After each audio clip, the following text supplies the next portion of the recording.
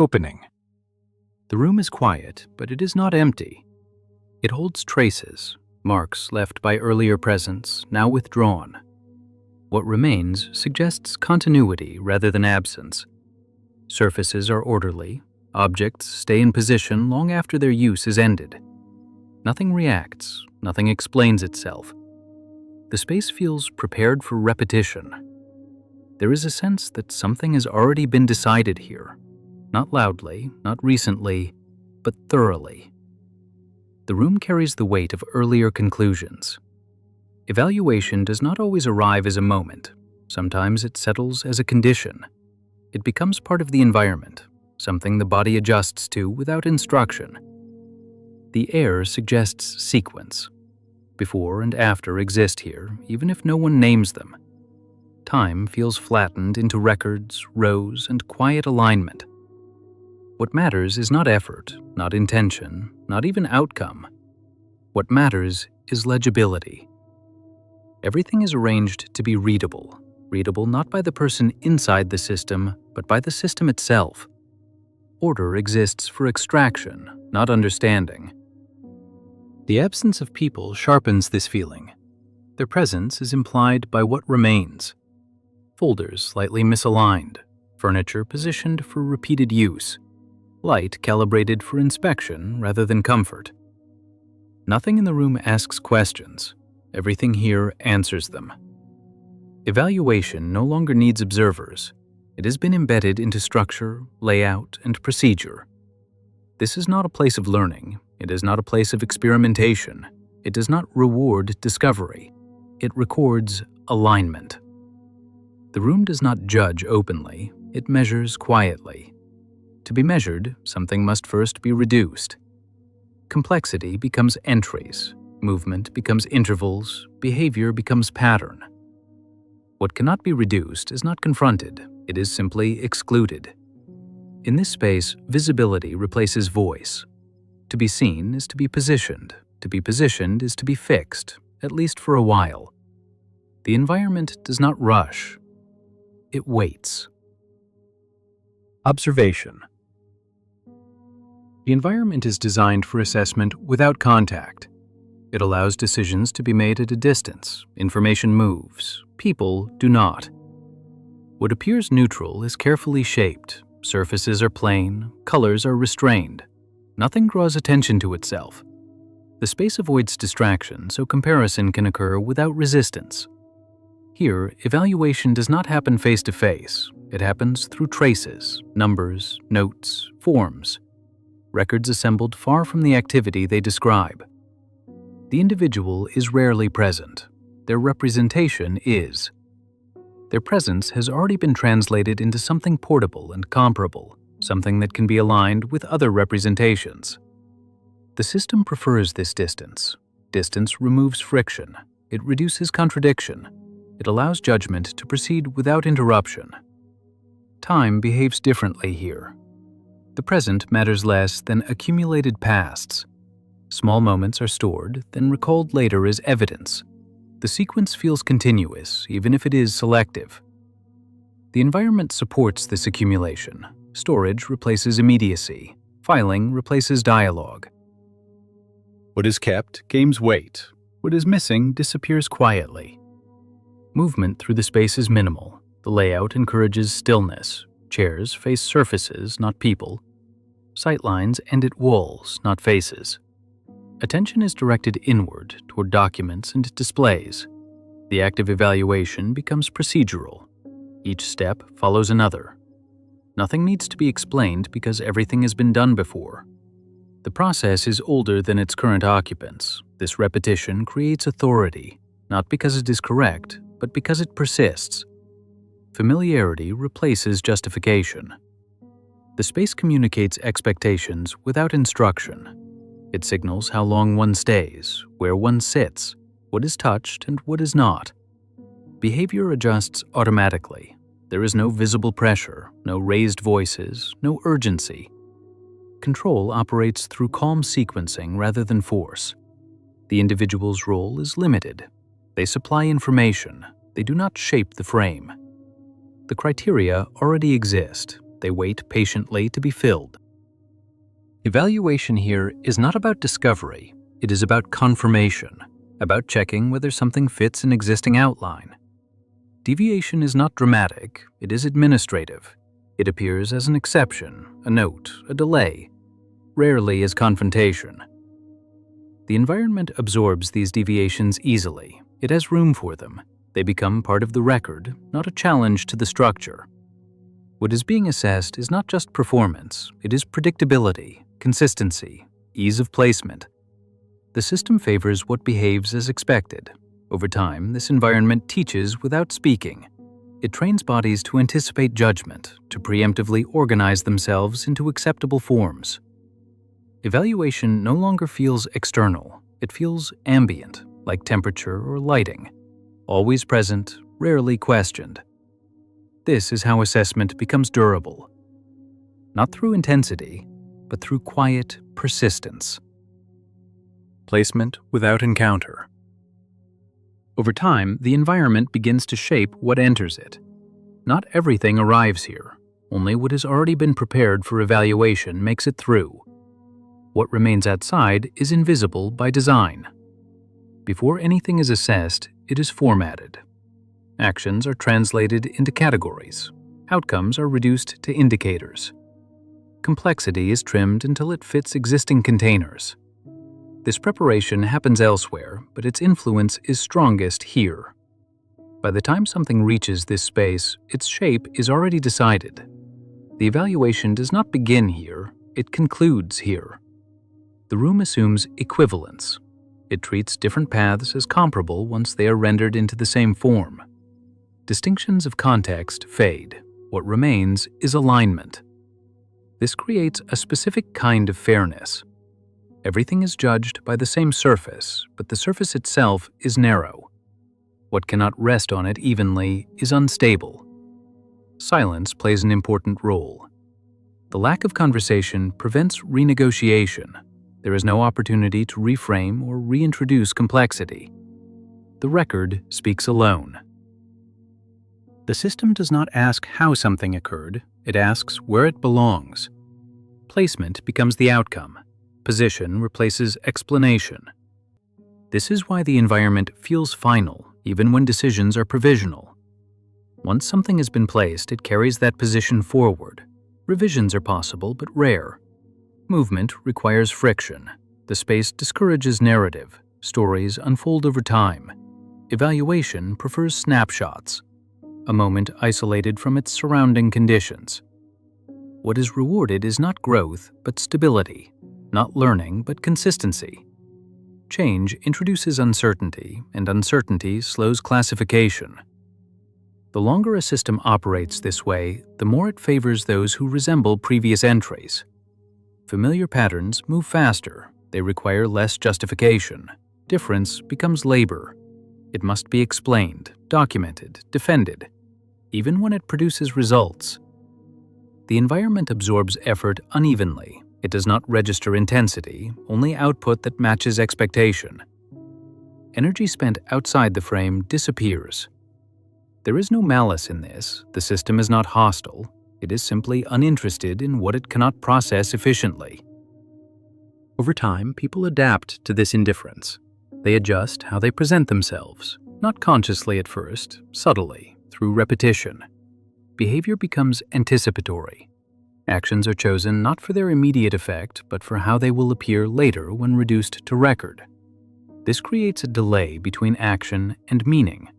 What someone does now will be interpreted elsewhere by someone absent through a form they did not design. Control emerges in this delay. When meaning is deferred, behavior becomes cautious. Safer choices prevail. The environment does not need to threaten. It only needs to remain consistent. Predictability teaches faster than instruction. Eventually, evaluation stops feeling like an event. It becomes an atmosphere, something that surrounds action from the beginning, shaping it before it occurs. At this point, assessment has completed its work. It no longer reacts, it preconditions. Machiavellian lens. Power has always preferred distance when judgment is involved. Proximity introduces complication. Faces invite response. Distance allows decision to appear necessary rather than chosen. In earlier structures of authority, evaluation was rarely personal. It was delegated, mediated, filtered through ranks, procedures, and symbols. This separation protected power from reaction. Direct confrontation creates resistance. Indirect assessment creates acceptance. When outcomes arrive without visible struggle, they feel inevitable. The observer does not need to be present. What matters is that observation is believed to be continuous. The possibility of being measured carries more weight than the act itself. This distance also protects the evaluator. Decisions appear impersonal. Responsibility dissolves into process. No single hand is visible. Evaluation becomes an extension of structure rather than intent. Authority is exercised through arrangement rather than command. In this configuration, power avoids explanation. Explanation invites negotiation. Placement ends discussion. The system does not need to justify why someone belongs where they are placed. The position itself becomes the justification. This is efficient. It reduces conflict. It stabilizes hierarchy without constant enforcement. What appears neutral is often strategic.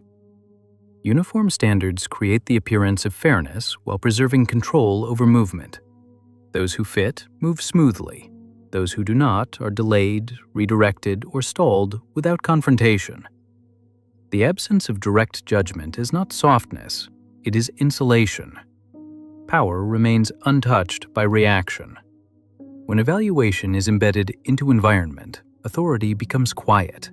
It does not argue, it does not persuade, it arranges. This arrangement limits challenge. One cannot argue with placement in the same way one argues with a person. The decision feels already completed. In such systems, obedience is rarely demanded. It is inferred. People adjust themselves to avoid friction with structure. Power here does not threaten exclusion openly. It makes inclusion conditional. Access depends on legibility.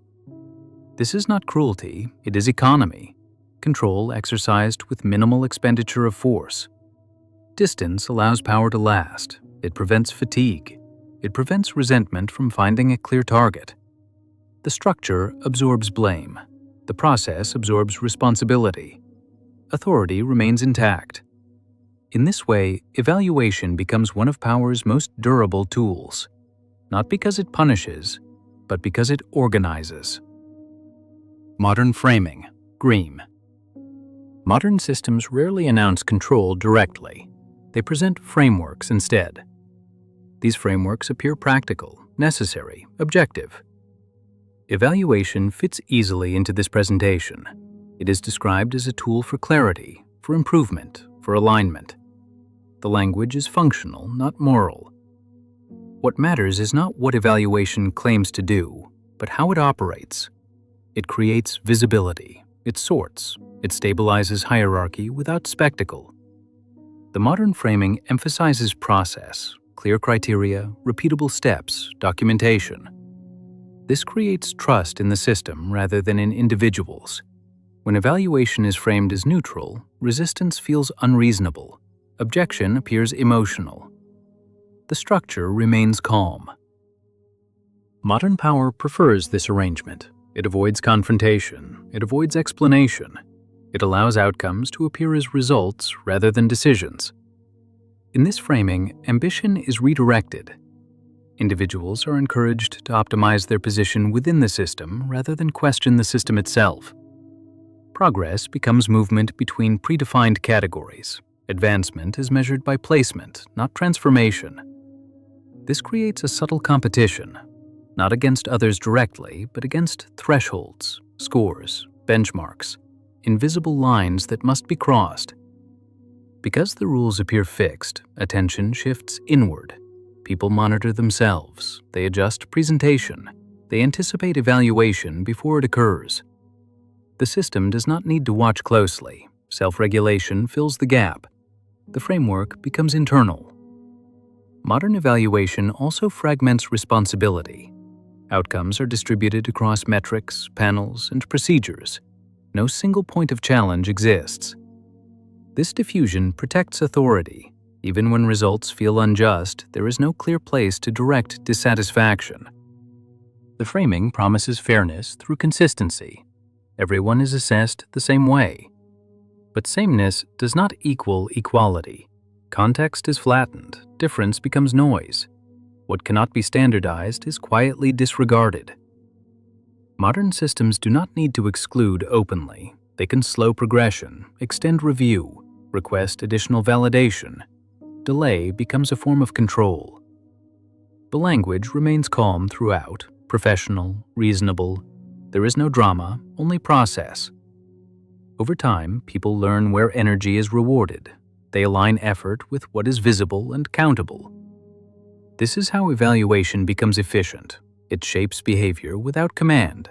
It channels ambition without confrontation. What appears as management is often architecture, and architecture lasts longer than authority. Psychological mechanism. When evaluation becomes environmental, it changes how attention operates. Awareness shifts from action to anticipation. The individual begins to monitor not what they are doing, but how it will later appear. This creates a split. Experience happens in one moment, meaning is assigned in another. The gap between them grows. In this gap, uncertainty settles. The individual cannot fully know how they will be read. They only know that they will be read. This uncertainty encourages adjustment. Not dramatic change, but small corrections. Presentation becomes cautious. Expression becomes measured. The system does not need to intervene. The person intervenes on themselves. They refine behavior before it is ever recorded. Over time, this produces a specific internal posture, alert but restrained, engaged but filtered. Action is accompanied by an invisible observer. The observer is not a person. It is an imagined future assessment, a file, a summary, a placement. Because the criteria are abstract, they feel everywhere. There is no single moment of judgment to prepare for. Everything becomes preparatory. This condition favors those who can maintain consistency. Emotional variation becomes risk. Exploration becomes exposure. The mind learns to value stability over depth, predictability over intensity. What feels safest is what feels repeatable. Evaluation also alters memory. Past actions are recalled not as lived moments, but as potential evidence. Experience is reorganized retroactively. Success is remembered as alignment, failure as misplacement. Both are reduced to outcome. This reduction simplifies identity. The individual begins to understand themselves through results rather than process. When this persists, motivation changes. Effort is no longer directed toward meaning, it is directed toward legibility. The question shifts quietly, not what feels accurate, but what will register cleanly. The system never asks for this adjustment. It emerges naturally from prolonged exposure. The environment teaches without instruction. Eventually, evaluation feels internal. Even in its absence, behavior remains shaped by its logic. At this point, control no longer depends on oversight. It has already been absorbed. Closing observation. By the time evaluation fades from view, it has already done its work. The environment no longer needs to assert itself. Its logic has been learned. What began as assessment becomes orientation. People move with an awareness of where they might land. Choices are shaped by imagined outcomes rather than immediate conditions.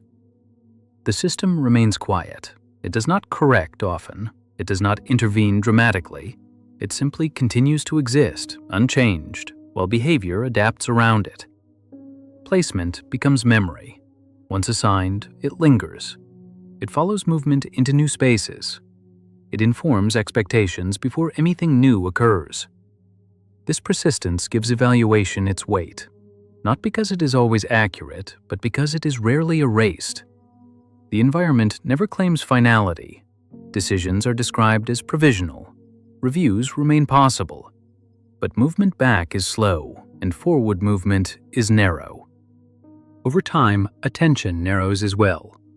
The field of possible action shrinks to what can be accounted for. What lies outside the frame begins to feel irrelevant. Evaluation does not need to threaten exclusion. It makes belonging conditional. Position must be continuously maintained. What remains is a quiet form of order, stable, legible, resistant to disruption. In this order, power is not exercised loudly. It is distributed through placement, through sequence, through the steady reinforcement of where things belong. The environment waits, as it always has, ready to receive the next set of traces, ready to convert presence into position. Nothing here needs to conclude. The process continues by design. Until the next observation.